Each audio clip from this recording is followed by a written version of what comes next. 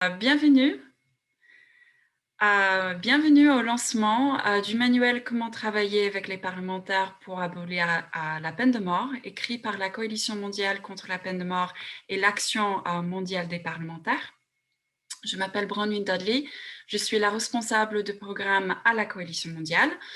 J'ai également coordonné la rédaction, la structuration et la traduction de ce guide. Je serai la modératrice de cette activité aujourd'hui. Avant de commencer, pour vous donner un contexte très léger, le besoin de ce guide pratique à l'usage de la société civile a été identifié par les membres de la Coalition mondiale suite à un sondage en 2018. C'était constaté que le plaidoyer ciblé et profond du mouvement abolitionniste, et les membres ont reconnu que la nécessité d'améliorer leur capacité de plaidoyer auprès des parlementaires était primordiale. Nous espérons donc que ce guide va contribuer à réduire les écarts des militants débutants ainsi que les militants expérimentés. Et donc, l'objectif aujourd'hui, c'est vraiment de lancer ce manuel, mais aussi d'avoir un échange pour identifier les méthodes de plaidoyer significatives pour l'abolition de la peine de mort avec les parlementaires. En tant que tel, j'ai le plaisir de présenter nos intervenants et intervenantes aujourd'hui. Avec nous, c'est le maître Lieven Ngozi, avocat dans la République démocratique du Congo et président de l'ONG Culture pour la paix et la justice. Il subit quelques petits problèmes de connexion en ce moment, donc on doit être tous et toutes patients. Avec nous, nous avons également Madame Marilina Pérez, responsable des actions en Asie et Afrique pour l'ONG Ensemble contre la peine de mort. Et enfin, nous avons avec nous aujourd'hui Madame Frederica Schweikoferova, conseillère juridique principale à l'Action mondiale des parlementaires et collègue dans la création de ce guide. Donc, sans plus attendre, je vais passer la parole à Frederica pour qu'elle nous donne d'abord un aperçu du guide. Merci, Provine. Bonjour. Je vais juste en présenter le guide. Si je vous invite de peut-être ouvrir le lien avec le guide que ma collègue vous a envoyé. Donc, ce document, ce guide va de pair avec le guide les parlementaires et l'abolition de la peine de mort qui a été publié par l'Action mondiale en 2014. Donc, leur objectif est d'accompagner les parlementaires qui s'engagent contre la peine capitale. Donc, cette guide-ci s'adresse aux civils sociétés. Cette guide pratique est divisée en deux parties. La première sera mieux cerner et peut-être expliquer les fonctions de parlementaires, mais aussi de types de parlementaires, ainsi que la seconde partie est consacrée aux techniques concrètes d'approche plaidoyer et comment collaborer avec les parlementaires. Donc, premièrement, je veux justement expliquer brièvement, je dirais, 4 fonctions principales, le plus important des parlementaires. Premièrement, c'est l'élaboration des politiques. Donc, évidemment, les parlementaires peuvent directement influencer la position de leur parti politique. Ils peuvent également mettre en avant certaines thématiques dans le débat politique, soit directement au Parlement, soit auprès du public. L'une des formes d'élaboration de politique est aussi l'élaboration des lois, qui est je dirais, la deuxième fonction importante des parlementaires. Donc là, on peut promouvoir l'abolition, on peut mettre en avant, je dirais, peut-être 4 types d'élaboration de loi. Par exemple, ça c'est pour l'adoption de moratoires sur l'exécution, soit pour promouvoir la réduction du champ d'application de la peine capitale, soit pour promouvoir la suppression de recours obligatoire à la peine de mort, ou bien aussi pour la ratification de normes internationales qui ont pour le but de l'abolition de la peine capitale. Mais également, la société civile peut aussi s'engager avec les parlementaires pour empêcher le retour à la peine de mort. Donc, notamment, par exemple, lors du vote d'un projet de loi rétablissant la peine de mort dans un pays abolitionniste, ou lors des débats pour étendre le champ d'application de la peine de mort dans un pays rétentionniste. Pour la troisième fonction des parlementaires, je dirais souligner l'activité de contrôle ou bien surveillance. Et ça, c'est primordial que, par exemple, lorsque la nouvelle législation abolitionniste soit en vigueur, les parlementaires ont la possibilité d'obliger les pouvoirs exécutifs, donc le gouvernement, à rendre des comptes sur l'application de la loi. Et finalement, c'est la fonction de représentation. Le statut de parlementaire lui permet, par exemple, de promouvoir l'abolition en prenant publiquement une position ou en travaillant avec d'autres parlementaires en faveur de l'abolition. Il faut également aussi savoir à quel parlement c'est adressé. Et ça peut, c'est quelque chose de très important de déterminer lorsque on a le choix dans le Parlement national, régional, infra-régional. Donc, et aussi particulièrement s'il s'agit d'un pays d'un système fédéral. Donc, par exemple, c'est judicieux de travailler avec les parlementaires au niveau fédéral ainsi que local. C'est parce que la Constitution détermine quel champ de la législation relève de l'État fédéral et des États fédérés. Donc, le Parlement au niveau local, dans les États fédérés, peut également avoir le pouvoir d'atteindre ou de réduire le champ d'application de la peine capitale ou bien de l'abolir. Évidemment, le principal Parlement à contacter, le membre, c'est le Parlement national. Mais c'est aussi très sage de cibler les membres de Parlement infranationaux et régionaux. Donc, par exemple, au niveau de ce Parlement infranationaux, je dirais que, par exemple, certains pays sont constitués de régions semi-autonomes, gouvernées par leur propre Parlement. Donc, parfois, ils participent au processus législatif au niveau de l'État ou de la région qu'ils représentent. Après les parlements régionaux, même lorsqu'ils n'ont pas le pouvoir législatif à proprement dire, ils offrent néanmoins un moyen pour discuter les politiques au niveau régional et puis aussi faire émerger des idées qui seront reprises par les parlementaires au sein d'autres assemblées, par les parlements nationaux. Par exemple, dans le contexte africain, c'est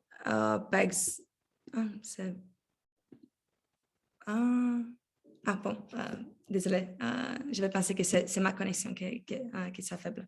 Donc, par exemple, les exemples de ces parlements régionaux sont les parlements panafricains ou des CEDEAO, le Parlement de la Communauté économique des États de l'Afrique de l'Ouest. Parfois, Il peut aussi être intéressant de s'adresser à des membres du Parlement situés hors du continent pour votre message. Donc, par exemple, ça peut être aussi le Parlement européen qui a également le pouvoir d'adopter des résolutions sur différents sujets dans la peine capitale, même qui ciblent des pays hors de l'Union européenne, bon, évidemment. Et après, il y a aussi des réseaux de parlementaires et autres assemblées de diplomatie. Ce genre des autres moyens, comment il faut faire le plaidoyer, constitue une plateforme qui permet de discuter de certaines thématiques et échanger des idées. Donc, par exemple, l'Union interparlementaire, c'est l'un des exemples au niveau mondial. Et après, au niveau, dans les contextes africains, ça peut être l'Union parlementaire africaine. Aussi, le guide fournit quelques exemples des études, des cas de plaidoyer, par exemple, dans le contexte d'Ouganda, Madagascar, Pakistan, mais je ne vais pas au-delà pour fournir plus de détails. Donc, ça, c'est la fin de la première partie de guide. La deuxième se traite de sujets comment entamer une collaboration avec les parlementaires, comment entretenir ces relations. Et donc, premièrement, comment savoir avec qui il faut travailler. Donc, selon nous, c'est la première étape consiste à l'identification des objectifs clairs de chaque organisation individuelle et cerner précisément les capacités de chaque organisation grâce à une analyse SWOT, d'après anglais, mais c'est-à-dire les forces, faiblesses, opportunités et menaces. Et après, la deuxième étape, c'est identifier ce que les parlementaires peuvent faire. Donc, c'est important de savoir précisément quelles actions concrètes les parlementaires ont le droit de faire. Donc, il faut consulter la constitution du pays, règlement intérieur du Parlement ou de différentes chambres. Et après, il faut identifier les sympathisants, c'est-à-dire avec qui il faut travailler, donc quel membre du Parlement il faut cibler. Pour ça, c'est très important de préparer une cartographie politique. Donc, par exemple, au niveau de cette research, on recommanderait de regarder les partis politiques, responsabilités au sein de cette partie. Donc, par exemple, un membre de la majorité pourra plus facilement faire évoluer la politique d'un gouvernement, mais à l'inverse, les déclarations de dirigeantes de l'opposition pour résonner un peu plus au sein du débat politique au public. Après, il faut aussi savoir la participation et responsabilité de ces membres au sein de comités. Donc, par exemple, le comité chargé de la législation, justice, droits humains sont responsables de la révision de ces sujets. Après, c'est un bon indicateur concernant la position personnelle, influence politique. Chaque membre, c'est la circonscription de chaque membre. Et après, évidemment, il faut aussi déterminer si un membre engagé, donc pour regarder les activités législatives de ce membre. Et aussi, s'il y avait une déclaration publique ou position publiée par cet membre en faveur de l'abolition. Cette étape est particulièrement importante parce que les parlements sont composés d'un grand nombre de membres. Donc, c'est pas possible d'entrer en contact et maintenir une relation avec chacun de ces membres. Il faut aussi garder à l'esprit que les parlementaires sont très occupés, donc il faut regarder leur calendrier. Donc, par exemple, si pendant les périodes où le Parlement est en train de discuter des budgets, c'est plutôt possible que les membres du Parlement ne disposent pas du temps pour consacrer à ce genre de sujet. Bon, après ces étapes, il faut aussi identifier un moyen comment approcher un membre de Parlement. Donc, ça serait bénéfique de diffuser largement un message ou assister à des conférences, des événements organisés par les parlementaires ou peut-être aussi les réunions où des parlementaires sont présents. Et peut-être aussi les rapprocher, les approcher pour se présenter, pour présenter l'organisation, aussi faire une déclaration. Après, évidemment, c'est possible de les contacter à travers compte sur les réseaux sociaux, s'il y a une disponibilité, rendre leur visite dans leur bureau ou peut-être aussi planifier un rendez-vous par téléphone ou courrier électronique. Donc, après, une fois les contacts sont établis, il est recommandé d'identifier les arguments qui pourraient encourager les parlementaires à s'engager contre la peine capitale. Donc, par exemple, si pour cette raison, la cartographie politique sert un objectif très, très important parce que, par exemple, si un membre qui est engagé par rapport de droits humains par les minorités, par exemple, il faut souligner comment la peine de mort affecte de manière disproportionnée les minorités ethniques, par exemple.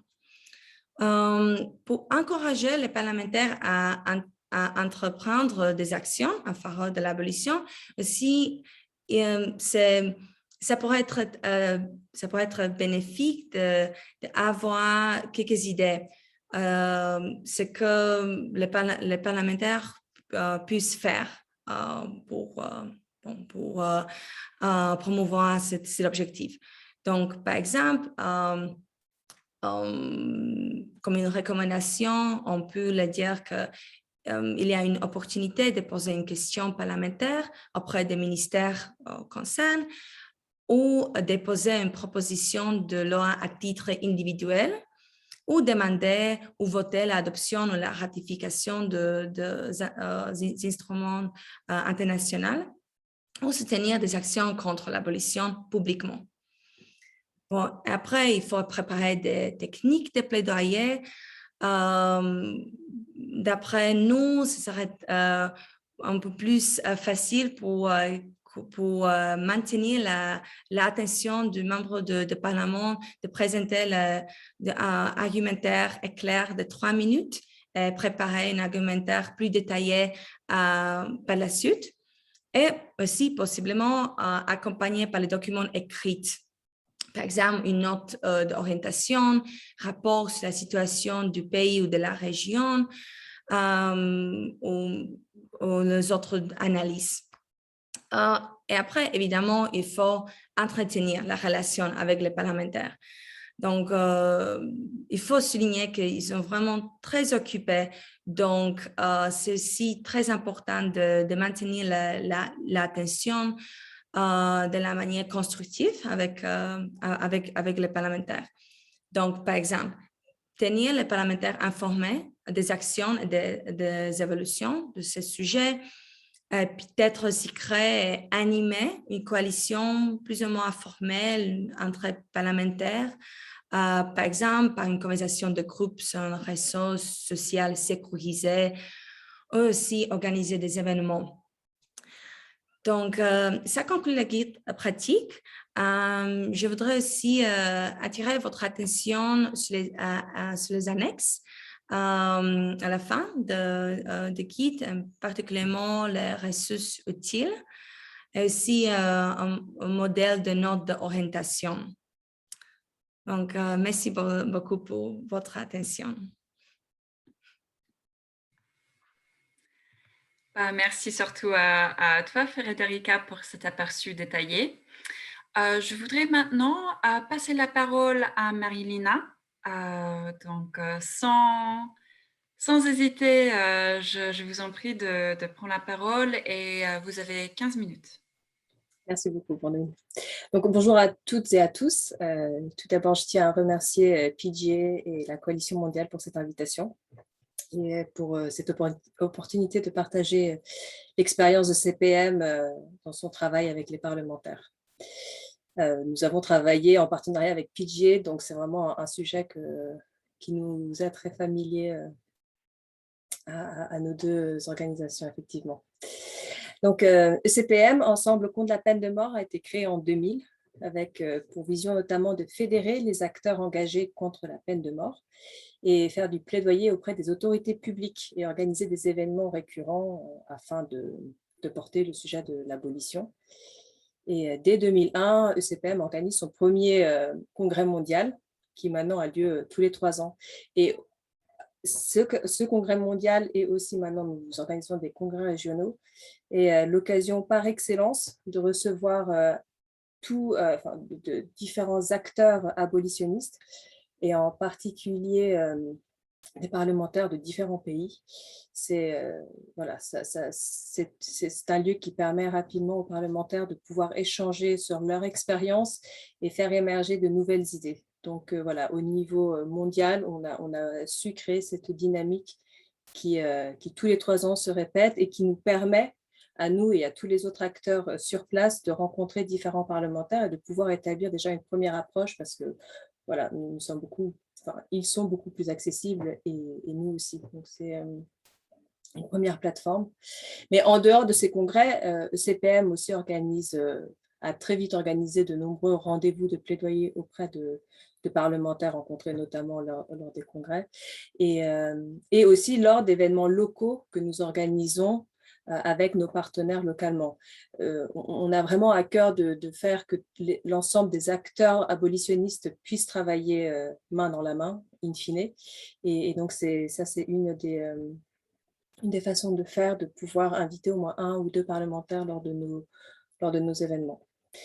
Il faut savoir que CPM travaille dans 3 zones principales, donc dans la zone MENA, dans l'Afrique centrale et en Asie du Sud-Est. Nous travaillons, donc, comme je disais, avec plusieurs acteurs, avec des parlementaires dans chacun de ces pays, mais il faut souligner qu'il est beaucoup plus facile de travailler avec des parlementaires dans certains pays que dans d'autres. Donc là, c'est à savoir comment pouvoir avancer le sujet quand on ne peut pas trouver de parlementaires. Donc voilà, on essaie d'organiser de nombreux types d'événements afin d'informer, de sensibiliser le plus grand nombre de parlementaires.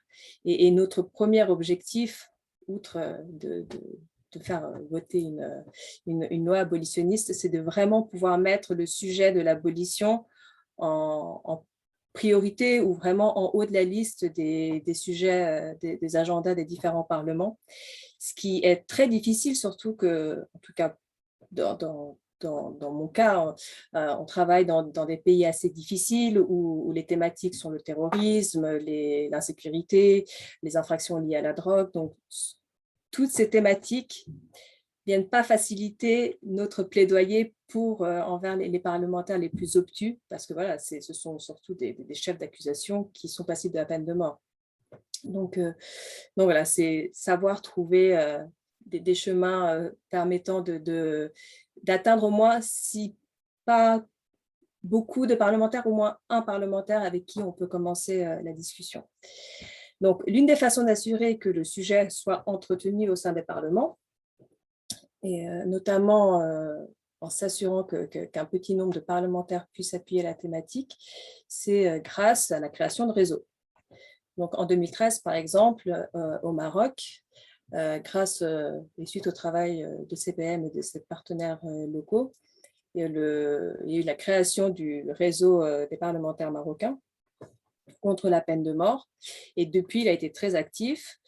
il y a eu les jeux des élections, mais il a continué quand même à être actif. Et en 2019, ils ont notamment joint leurs forces avec l'OMDH, donc l'Organisation marocaine des droits de l'homme, pour organiser plusieurs réunions préparatives en vue d'une table ronde régionale qui a eu lieu quelques mois après.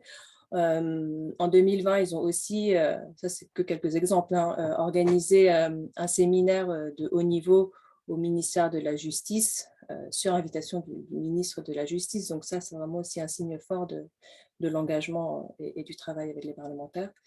Un autre réseau très actif aussi, c'est le réseau des parlementaires congolais contre la peine de mort.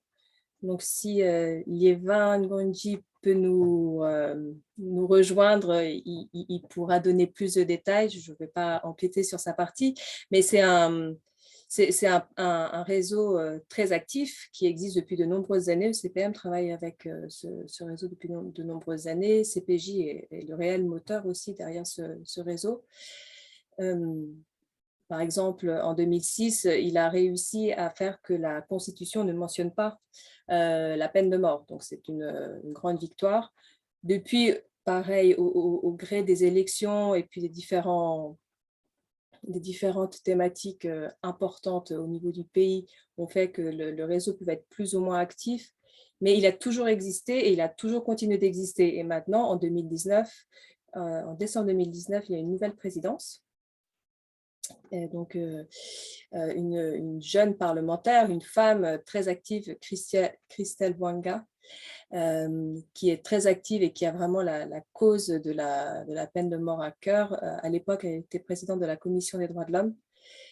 Et depuis, elle a réussi à redynamiser le réseau, à entamer des actions dans les prisons avec les universités. Elle a vraiment essayé de donner beaucoup de visibilité à la thématique. Et d'ailleurs, c'est grâce à cette dynamique qu'elle porte que nous l'avions invitée pour les 40 ans de l'abolition de la peine de mort, afin qu'elle puisse partager son expérience devant notamment Robert Badinter. Et ça l'a vraiment encore plus motivée pour continuer son combat excusez-moi, par la suite de retour en RDC.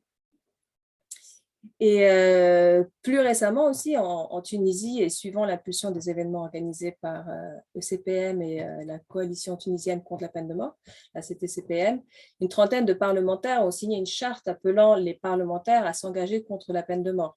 Donc voilà, c'est des actions qui permettent de voir qu'il y a vraiment une mise en place de réseaux grâce au travail aussi important de certains membres de la société civile qui peuvent aussi donner cette force et cet engagement à certains parlementaires pour pouvoir mettre en place ces réseaux au sein des parlements. Donc voilà, ça c'est pour ce qui est des réseaux, mais il n'y a pas que le travail en réseau, il y a aussi des événements qui se font. Notamment, nous organisons régulièrement des réunions de plaidoyer avec les parlementaires. Nous en faisons en Tunisie, nous faisons en RDC. Dans tous les pays où les parlementaires sont très actifs, ou plus ou moins actifs, on peut réussir à faire ces réunions régulièrement. Comme le mentionnait Frédérica tout à l'heure, il est très important de pouvoir garder contact avec les parlementaires clés. Même s'il n'y a qu'un parlementaire clé, il faut garder un contact informel, nous, à travers WhatsApp, à travers des emails pour le moindre un petit événement. Ça permet la discussion, même si pendant un certain moment, on ne va pas parler beaucoup de la cause avec les parlementaires parce qu'on se focalise peut-être sur d'autres événements avec d'autres acteurs. De garder ce momentum est très important. Parce que voilà, ils seront toujours là pour quand on ira sur place ou quand on les invitera, c'est important. Nous organisons aussi on essaie de faire des moments de plaidoyer auprès des parlementaires clés lors de moments clés. C'est-à-dire, par exemple, j'ai en tête un exemple en Tunisie, lorsque le CPM et la CTCPM ont mené un plaidoyer auprès de la présidente de la Commission des libertés individuelles et de l'égalité, donc la COLIBE, qui a rendu un rapport. Et suite à ces échanges, l'abolition de la peine de mort était intégrée dans les propositions de ce rapport, ce qui était un aboutissement concret de ce plaidoyer. Il a fait preuve d'attaque, ces propositions ont fait preuve d'attaque, mais ECPM, voilà, il y a vraiment un soutien des deux côtés. On essaie de soutenir les parlementaires aussi portent la cause. Et suite à ces attaques, ECPM et la CTCPM n'ont pas hésité à communiquer, à écrire une lettre ouverte au président de la République tunisienne pour soutenir la proposition.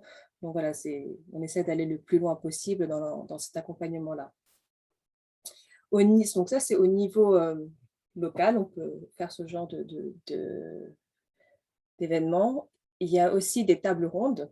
Donc, on organise des tables rondes. Donc là, on essaie vraiment de réunir le plus possible les parlementaires. Donc, des tables rondes formelles où à la fin, ce sont majoritairement normalement des parlementaires abolitionnistes qui vont discuter des obstacles, vont peut-être dresser une feuille de route sur savoir comment peut-être aboutir à l'élaboration d'une proposition de loi, ou est-ce que, voilà, sur différentes façons d'agir peut-être au sein du Parlement. Mais il y a aussi un autre type de réunion auquel j'ai eu la chance d'assister, parce que finalement c'est une chance, c'est l'effet inverse, avoir soit un parlementaire qui essaye de convaincre le reste des parlementaires, ou une table ronde avec que des parlementaires rétentionnistes. Alors, je vais plutôt m'attarder sur ces deux cas-là, parce que finalement, on apprend de ça au Cameroun. Excusez-moi. Par exemple, il est très difficile, comme je le disais tout à l'heure, de travailler avec les parlementaires sur cette question-là. Et nous avons une députée qui est très active, qui est l'honorable Dissaké. Et elle a toujours été très active sur cette question-là. Et lors du dernier congrès à Bruxelles qui a lieu en 2019, je vais déjà voir un petit peu.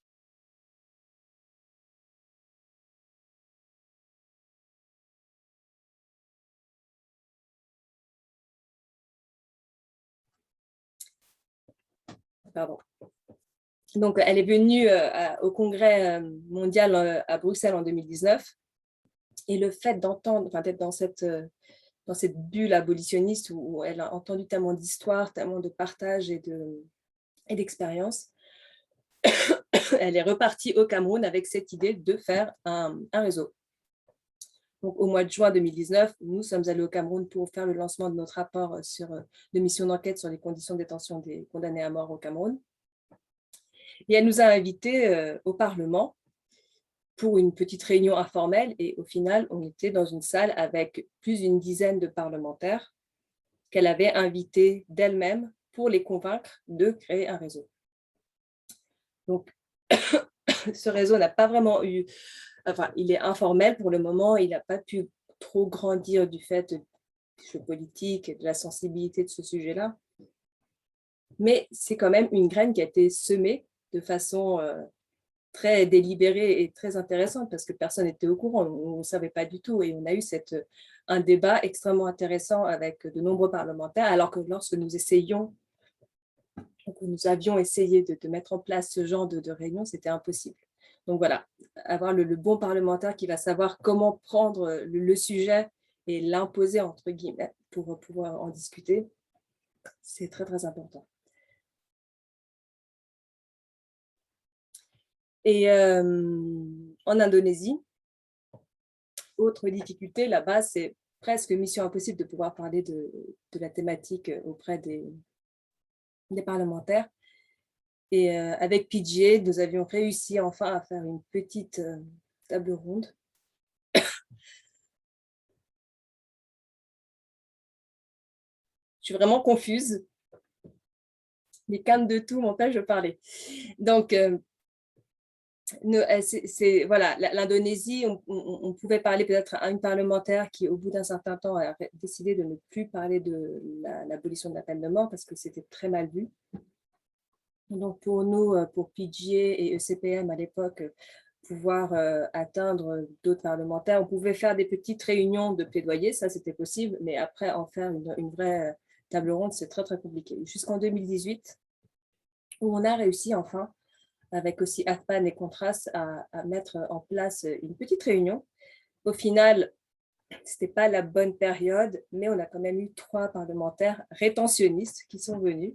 Donc, vraiment une table ronde très différente de ce qu'on avait pu faire avant, mais qui était très intéressante parce qu'on a pu voir quels étaient les sujets sensibles pour eux et les points de discussion que nous pouvions, sur lesquels on pouvait appuyer, où on voyait que c'était plutôt contre-productif.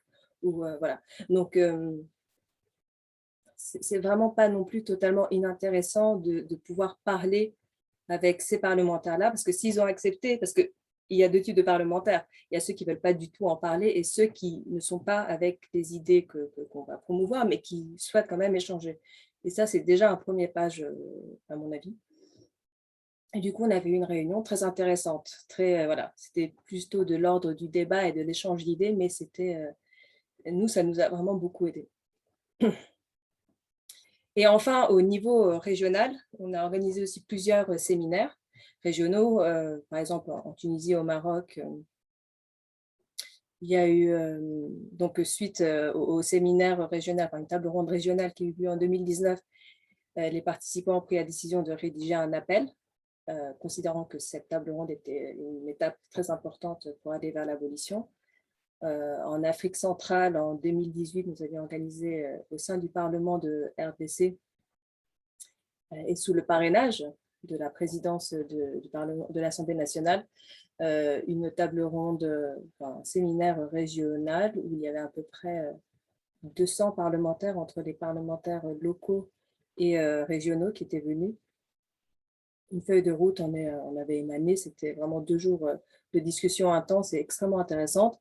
De même en Asie, en Malaisie, en 2018, hasard du calendrier, c'était juste après les annonces du ministre de la Justice, enfin feu ministre de la Justice de l'époque, qui avait annoncé l'abolition prochaine de la peine de mort.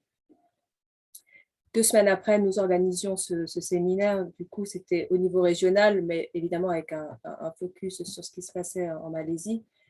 Et voilà, ça a permis de donner une certaine dynamique qui a d'ailleurs été reprise l'année d'après, en novembre 2019, parce que voilà, l'abolition n'ayant pas lieu, il y a eu des retours en arrière, c'était un peu compliqué, et il y a eu un groupe de travail sur les sentences alternatives à la peine de mort obligatoire qui avait été mis en place.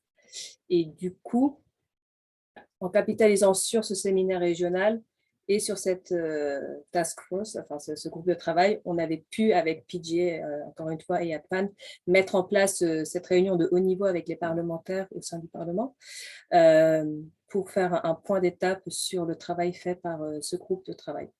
Donc voilà, pour ces actions au niveau régional.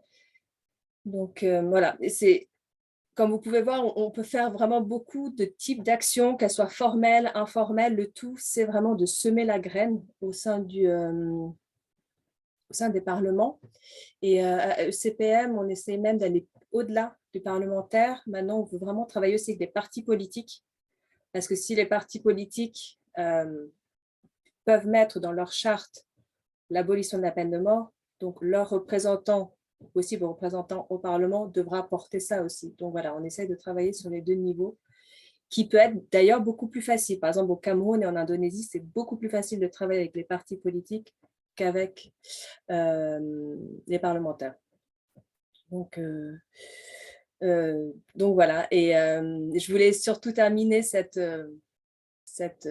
mon intervention avec une petite citation que j'ai entendue ce matin et je trouve voilà, résume extrêmement bien notre lutte pour l'abolition et ce travail avec les parlementaires. C'est une citation de James Clear, qui est un sociologue, qui dit « Quand rien ne semble fonctionner, je vais observer un tailleur de pierre abattant sa masse sur un rocher une bonne centaine de fois sans lui infliger la moindre fissure apparente. Mais au 101e coup, le rocher se fendra en 2, et je sais que ce n'est pas le dernier coup qui a fendu le rocher, mais les 100 qui ont précédé. À bon entendeur. » Je vous remercie.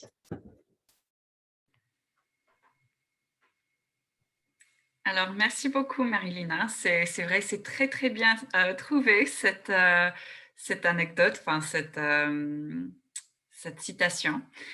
Donc, merci beaucoup pour tes réflexions et les exemples provenant des expériences de plaidoyer avec ECPM.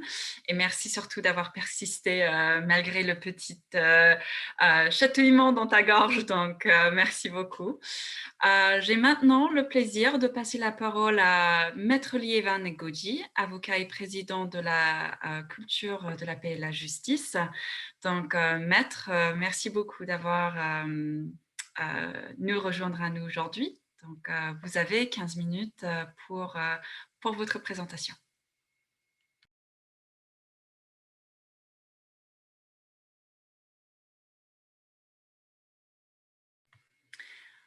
Pardon, on ne vous entendez pas, il faut peut-être activer votre microphone.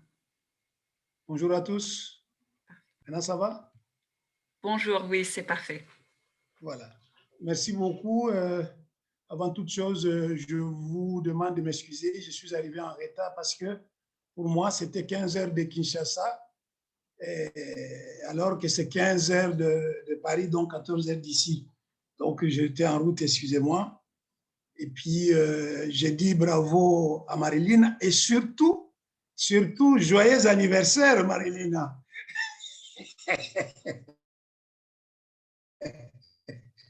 Merci beaucoup, Lieva.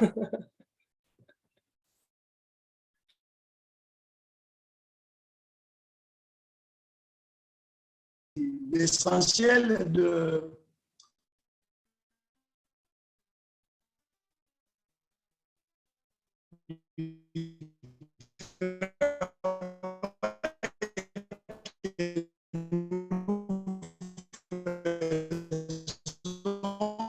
dans la mesure où notre peut-être une petite historique de comment nous avons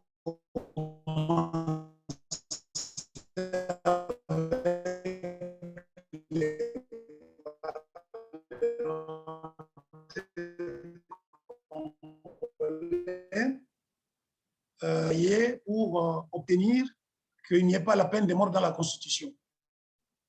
Donc, à cette occasion, nous avions réfléchi sur quelle méthode utiliser. Nous avons fait un séminaire carrément où nous avons invité presque tous les députés donc de la Chambre basse et de la Chambre haute pour leur parler du bien fondé de l'abolition de la peine de mort. C'était très difficile, mais on a amené les gens à comprendre le bien fondé de ce combat et que ce n'était pas une apologie au crime, de sorte qu'on a pu obtenir à l'intérieur du Parlement des gens engagés en notre faveur, notamment à l'époque celui qui était le rapporteur ou le président du Sénat, Moine Sim, je ne sais plus quelle fonction il avait, comité PAJ ou quelque chose comme ça. Et ils ont travaillé avec nous dans l'idée vraiment qui est l'abolition de la peine de mort. C'est dans ce cadre-là que lorsque la Constitution est arrivée, pour les débats avant son adoption, le Sénat, avec les gens qui étaient déjà acquis à notre cause, a soutenu qu'il y ait l'abolition partielle. Donc l'article 15 disait que la peine de mort, l'article 15 du projet de la Constitution disait que la peine de mort est abolie, sauf pour les crimes de sang. Évidemment, on a continué avec la Chambre basse jusqu'à ce qu'on est arrivé à la formulation aujourd'hui où on ne fait nullement allusion à la peine de mort. Alors, la première structure du réseau des parlementaires contre la peine de mort, nous l'avons imaginé en 2007. Nous sommes dit qu'il fallait avoir un noyau de parlementaires qui puissent continuer à véhiculer les idées abolitionnistes parce qu'on a senti tout de suite, après la promulgation de la Constitution en 2006, qu'il y avait des tiraillements. Certains, comme nous, pensions que la peine de mort était abolie, d'autres estimaient que non. Le fait de ne pas en faire allusion ne signifie pas que la peine de mort était abolie. Et donc, on a eu le premier président qui s'appelait Upio Kakura, qui a eu la chance de devenir par la suite ministre des Droits humains. Donc, on a continué à travailler comme ça. L'idée, c'est d'avoir ces noyaux, des gens qui puissent instiller à l'intérieur même du Parlement la nécessité d'avoir une abolition express de la peine de mort. C'est comme ça qu'on est arrivé en 2010 avec 2 parlementaires, le professeur Nyabirungu, qui est un abolitionniste convaincu, ancien doyen de la faculté de droit, et le professeur Mbata. Mbata est venu de lui-même, sans entrer dans les réseaux, alors que Nyabirungu était dans les réseaux, qui à l'époque était dirigé par l'honorable Boko Nawipa, président de la commission PAJ. C'est comme ça qu'on a réussi, avec l'influence de ces députés, à ce que la loi, le projet de loi soit inscrit à l'ordre du jour. Mais avant même cela, parce qu'il y avait un autre projet de loi qui était le projet de loi d'application du statut de Rome pour la Cour pénale internationale. Et là-dedans, on devait mettre de la peine sur les crimes contre l'humanité, les crimes de guerre et les crimes de génocide. Et c'est toujours le professeur Nyabirungu, avec un autre député qui était activiste des droits de l'homme et un avocat, maître Mutumbi. On a réussi à faire passer cette loi. Elle a même été adoptée donc, par la plénière et renvoyée à la commission PAJ où la peine de mort n'était pas prévue. Mais c'est les incidents qui ont suivi les tiraillements internes entre le professeur Nyabirungu et le professeur Mbata qui ont amené que notre loi n'avait pas été adoptée. Alors, à partir de ce moment-là, on s'est dit, on va pérenniser l'activité de manière à ce qu'on puisse influencer un grand groupe de députés de manière à ce que dans les échanges internes, comme le disait Marilyn, où il y a des tables rondes interparlementaires, qu'ils comprennent que ce n'est pas une idée extérieure. Parce que parfois, il y a certains parlementaires qui n'acceptent pas une idée venant de la société civile en se disant non, c'est quelque chose qui est téléguidé. Alors, donc, on a évolué ainsi, on est arrivé à avoir, dans le mandat qui est passé, un comité dirigé par le professeur Mavungu, qui a pu participer même au séminaire des parlementaires régionaux à Ouagadougou. Et à son retour, il est venu avec un discours beaucoup plus convaincant auprès de ses pairs. Et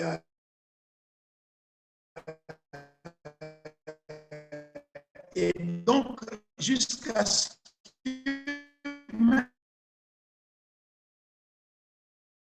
une audience, il pouvait demander.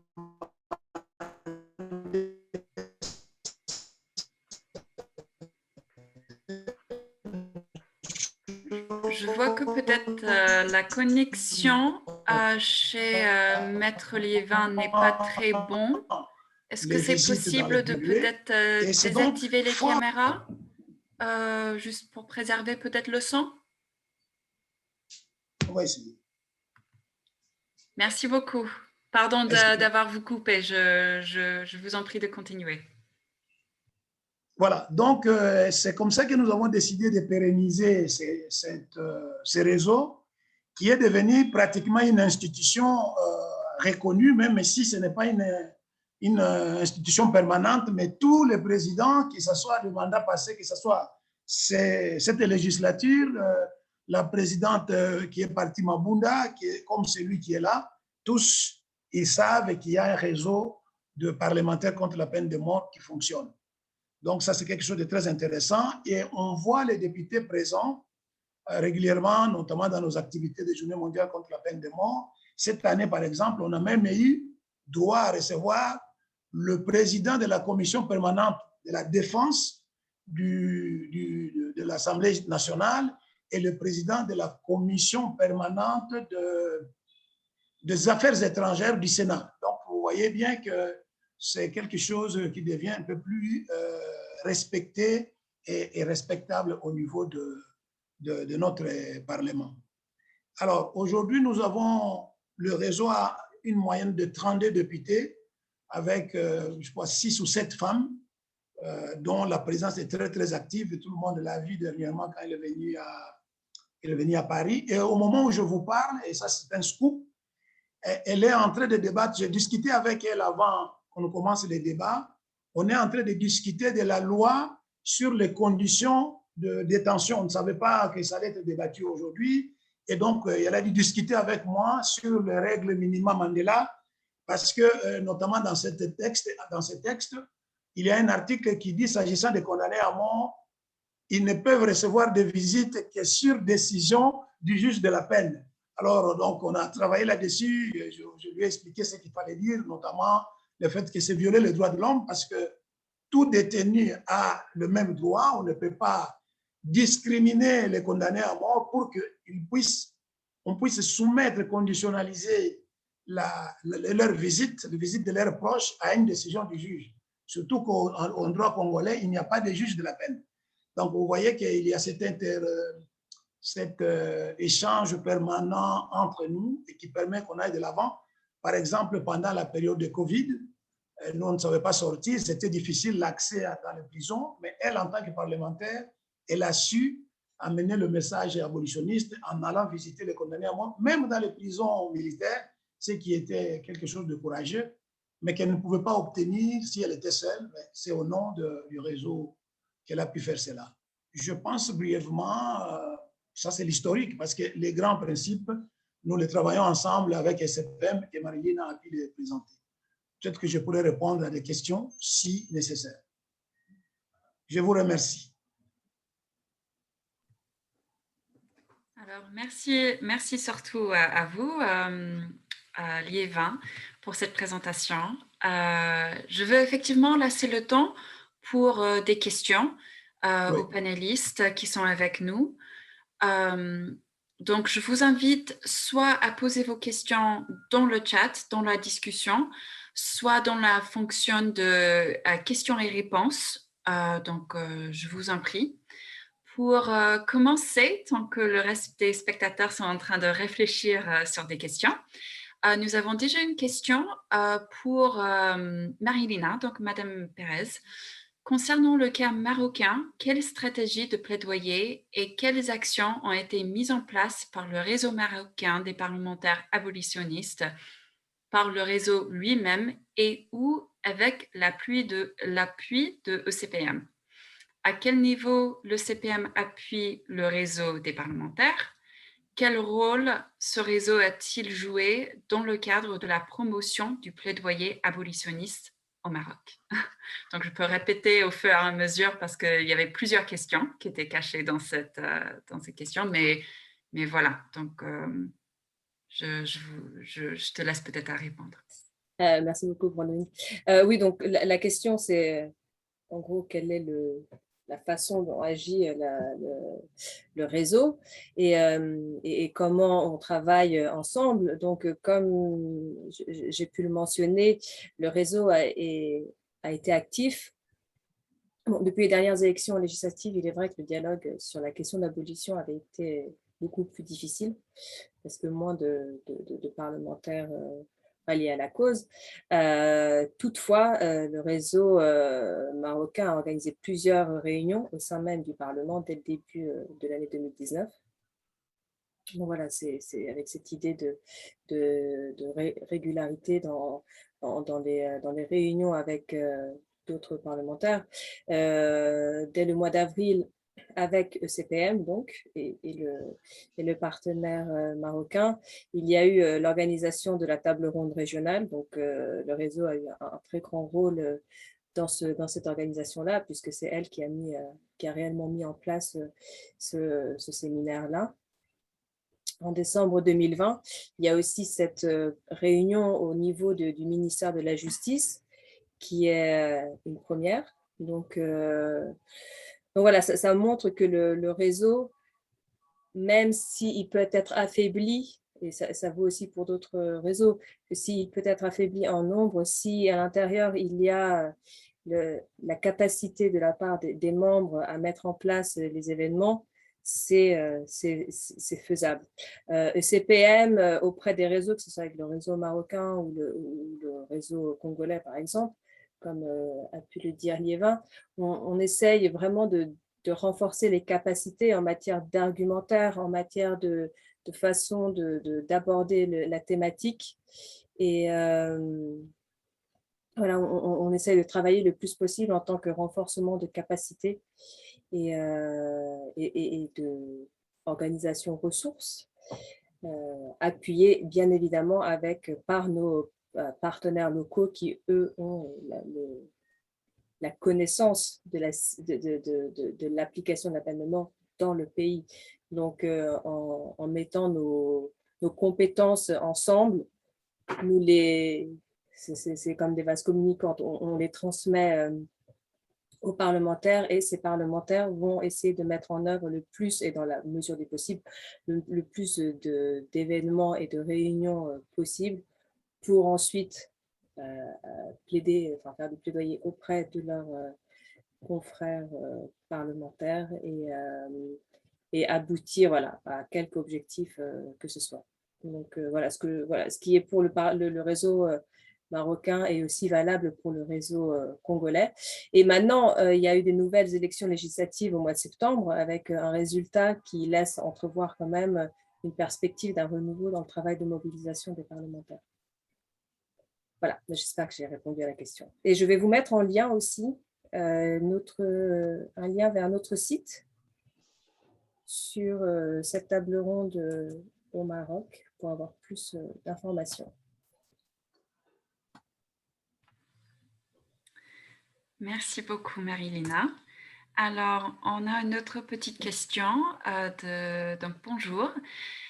Il y a quelques pays comme le Burundi qui a signé les accords contre la peine de mort, mais jusqu'à présent, le gouvernement arrête les opposants et les exécutions se poursuivent. En tant que le PGA, comment on peut arrêter ça? Donc, j'invite Frédérica s'il y a quelque chose à dire, mais sinon, j'imagine que ça, c'est une question que le reste des panélistes peuvent aussi contribuer à des idées. Qu'est-ce que nous pouvons faire si le gouvernement, finalement, si j'ai bien compris, ne respecte pas forcément les accords qu'ils ont signés, leurs engagements contre la peine de mort? Donc, merci, évidemment. C'est une question difficile aussi pour déterminer la stratégie. Qu'est-ce qu'il faut faire? Dans ce contexte-ci, il s'agit d'un contexte politique aussi difficile. Là, on peut essayer de s'engager avec les parlementaires pour rendre compte au gouvernement de ce genre de actions. Donc, oui, pour vraiment s'engager afin que ce genre de actions soit arrêté. Peut-être aussi adopter la loi pour faire cette situation à la fin, mettre ce genre de situation à la fin. Mais après, évidemment, s'il y a une majorité qui est en faveur de ce genre d'action, je crois que le champ des actions qu'on peut faire au niveau national sont un peu limitées. Donc, après, on peut essayer de s'engager avec les parlementaires d'autres pays au niveau régional, peut-être aussi, comme j'ai expliqué avant, peut-être aussi s'adresser aux membres de parlement de l'Union européenne pour mettre en avant un peu plus les actions pour avancer l'adoption de la résolution qui peut éventuellement condamner ce genre d'actions. Mais évidemment, c'est très difficile. On a plus d'expérience travaillant avec les membres de parlementaires dans le contexte difficile. Et parfois, il faut essayer, ou bien parfois,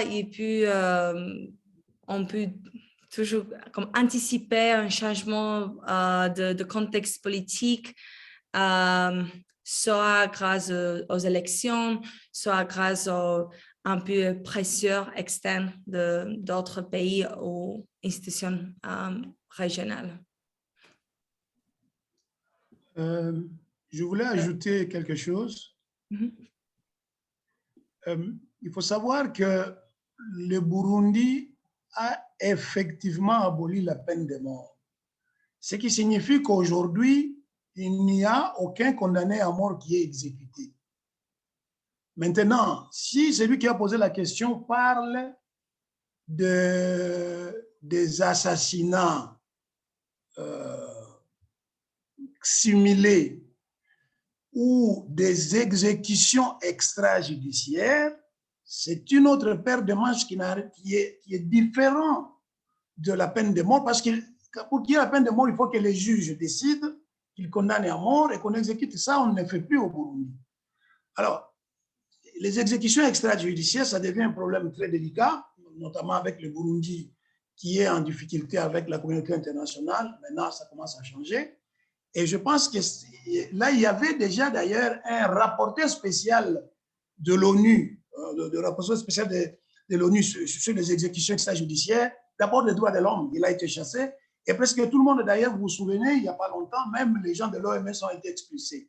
Donc, la situation est très, très délicate. Et ce qui fait que même les parlementaires sont en difficulté de pouvoir dénoncer ce genre de situation. La charge ici revient à des organisations de la société civile qui dénoncent d'ailleurs, et c'est relayé notamment au niveau du Conseil des droits de l'homme à Genève, de manière à ce qu'il y ait effectivement une pression extérieure sur le gouvernement pour essayer d'enquêter et de documenter ce genre de situation. Mais il faut souligner que c'est différent de la peine de mort. On ne condamne plus et on n'exécute plus les condamnés à mort au Burundi.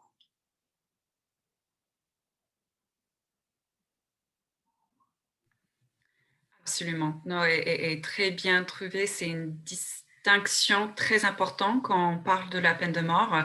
C'est les exécutions sommaires, arbitraires, extrajudiciaires. C'est pas du tout la peine de mort.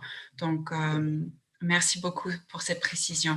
Marilina, je ne sais pas si vous avez envie d'ajouter quelque chose. Non, j'allais dire ce que Léva a dit. Donc, là, c'est pas. Merci. D'accord. OK. Très bien. Nous avons le temps pour une toute petite dernière question. Alors, donc, il y en a 2 questions dans cette question. Donc, peut-être on a le temps pour le premier, mais on va répondre à Hervé, le deuxième question, dans un mail à part.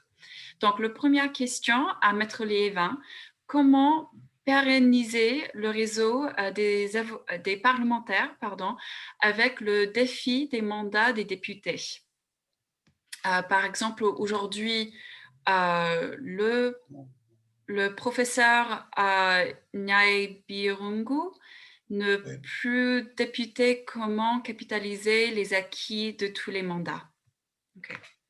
Je vous en prie, Liévin. Merci beaucoup. C'est vraiment un grand défi, effectivement, de continuer l'idée avec les changements qui arrivent régulièrement au niveau du Parlement tous les 5 ans. Et c'est pour cela que nous, on s'est organisé pour qu'il y ait de comptes rendus d'abord, de réunions que nous faisons avec les députés. Et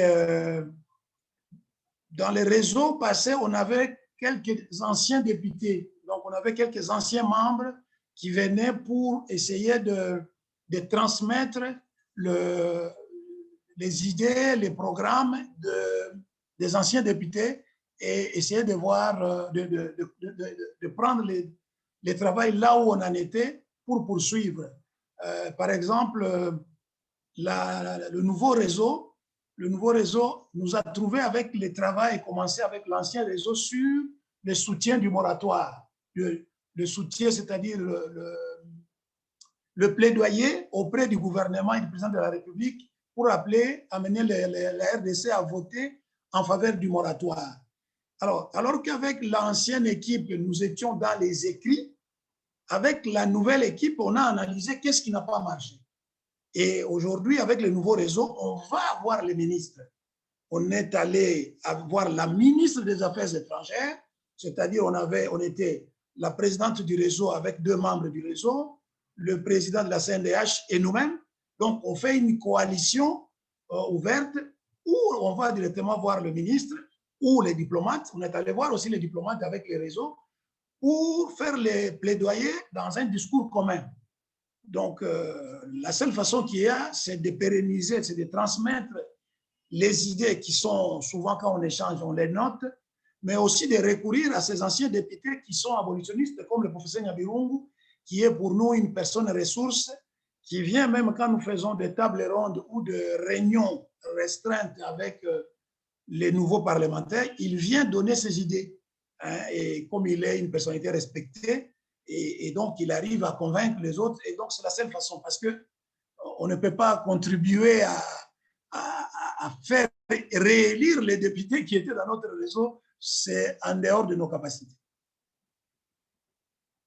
Donc, il y a une sorte de relais entre les personnalités convaincues qui étaient dans les réseaux passés et ceux qui restent dans les réseaux actuels, mais on a parfois la chance d'avoir les députés qui restent. Par exemple, le vice-président actuel du réseau, il s'appelle Piero Weka. Dans la législature passée, il était député. Il était membre du réseau. Maintenant, il est au Sénat, il reste parlementaire et il arrive facilement à expliquer aux autres comment ça fonctionne. Voilà. Merci beaucoup, Liévin. Et donc, je vais peut-être, juste pour que ça soit bien enregistré et bien lu, le deuxième question, entre guillemets, même si je trouve que c'est plutôt un commentaire, juste pour peut-être, si Liévin ou les autres panélistes, si vous pouvez répondre, si vous avez envie en 30 secondes. Donc, le dernier commentaire dans cette question était: le mieux sera d'associer les autres organisations pour rencontrer les députés par province comme stratégie de renforcement de réseau avec des nouveaux députés sensibilisés à la base. Donc, je ne sais pas si c'est pas forcément une question, c'est plutôt un complément aux premières questions. Je n'ai pas bien compris. Il faut associer qui? Il demande d'associer qui? Associer les autres organisations pour rencontrer les députés par province. Ah oui, oui, oui, oui, oui, oui, oui. Oui, c'est, on appelle ça les caucus. Oui, c'est une stratégie avec laquelle nous travaillons. On appelle les caucus provinciales. En fait, on essaie de convaincre d'abord quelques députés qui font partie du réseau. Et là, on regarde ces députés viennent de quelle province et ils nous introduisent dans les caucus, c'est-à-dire l'ensemble des députés originaires de telle province, mais dans lesquels avec lesquels on entre en contact à travers un membre du Parlement. Et à ce moment-là, de manière détendue, effectivement, on essaie d'expliquer, par exemple, au Congo, les députés venant de l'Est, vous ne pouvez pas leur parler de l'abolition de la peine de mort de manière générique, ils ne vous écouteront pas. Vous passez par, effectivement, leurs représentants dans le cadre du caucus où ils ne parlent à cœur ouvert, mais au moins ils sont disposés à écouter. Et généralement, à la fin, on en sort avec, sur 40 députés, avec 2 ou 3 qui sont convaincus, et c'est déjà beaucoup. Non, non, c'est une très, très bonne idée. C'est une très bonne idée, oui. Merci beaucoup. Et malheureusement, on n'a plus de temps. On avait déjà dépassé l'heure que nous avons prévue. Donc, pour clôturer, je tiens à remercier chaleureusement tous les intervenants et intervenantes aujourd'hui qui ont pris le temps de partager leurs idées, leurs expériences. Merci également aux spectateurs et spectatrices pour votre participation et vos questions. Nous espérons que ce manuel finalement sera utile pour vos activités abolitionnistes. Donc, merci beaucoup. Et à très bientôt, j'espère. Merci. Merci beaucoup. Merci. Joyeux anniversaire, Marilina. Et très joyeux anniversaire, Marilina. Merci. J'espère que ce ne sera pas le message principal de cette fois.